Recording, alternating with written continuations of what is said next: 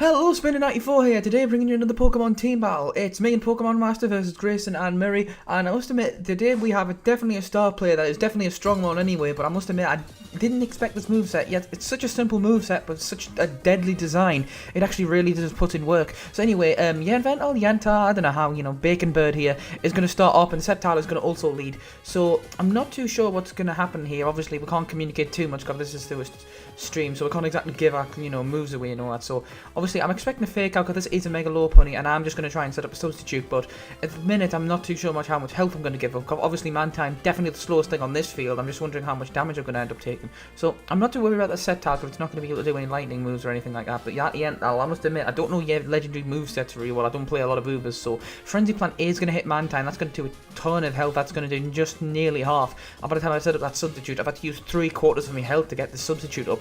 So that is not good for me, because basically, that low health, if I'm going to get one substitute, then I'm going to die. So anyway, last resort from that Lopunny there actually one-shots the Bacon Bird. So I was actually really surprised. So literally all this Lopunny has is, I believe, is fake out on last resort. So the fake outs obviously use the trigger the last resort, and the last resort from there is just going to hit. Because last resort, once you've used all other moves, you can just start hitting from there. So it's a pretty basic combination. I mean, you'd limit it to 2 moves, but honestly, you can do some pretty much damage throughout the sea. Because in this double battle, this Lopunny actually really starts taking names. I was genuinely surprised how much damage this thing can do. So Lopunny's going to go for last resort again, and look at all this damage. Boom, that is a nice chunk of damage to that Diancie right there. Grass Pledge is going to hit Lopunny here. That isn't going to do too much. Thankfully, I'm going to get an Air Slash off. I mean, not an Air Slash, sorry, a Scald on this Diancie here and completely put that thing down for good. So at least that Frenzy Plant, at least that turn of recharge, giving the ability to hide for a bit. So I'm going to get some more Lefties recovery here, as this Sceptile does have an awful lot of grass moves. I must admit, probably just the 1 or 2 grass moves if you go into that. So in comes the Xerneas here, the big Celtic Stag itself. So I'm wondering, okay, what's worth targeting here? I'm going to go and confuse Ray the Xerneas just in case it wants to go for any shenanigans. But last resort again from the Lopunny takes this thing a huge chunk out. Leaf Storm though is going to take this poor thing out for good, which is a damn shame, because after all that damage I was surprised. After all the damage this Lopunny dished out, it kind of became the key player of the match. So Aromatherapy is going to do its thing here, but it failed. Definitely a misclick on my opponent's part here, as I'm going to go straight for Confusory and shut down the Xerneas for good.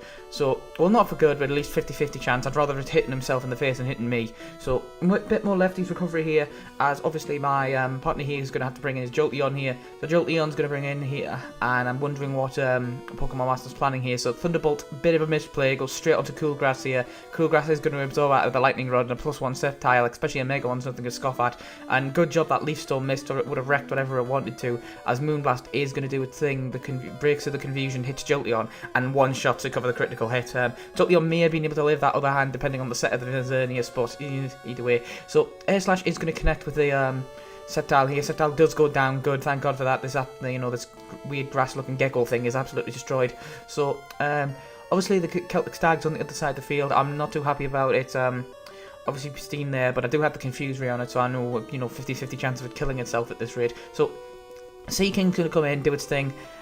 Seaking and Mantime here actually combo quite well, surprisingly. So Dazzling Gleam's going to connect. Mantime's going to be able to take that, because Mantime just has a ton of special defense. As I finally get the Confusion hacks I wanted to, and it manages to kill itself. So, seeing that damage, actually I can't really judge the set from that kind of damage. So Surf's going to do his thing, and you can actually absorb Water Absorb when you're still behind a substitute, which is awesome.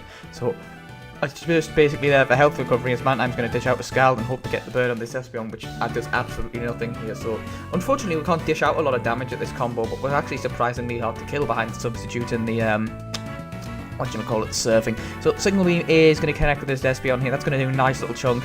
Seeking actually hasn't got the best special attack. We do rely on the Lightning Rods for this, because the combo is actually really good. Lightning Rod on one side, and of course something that's 4 times electric to the other.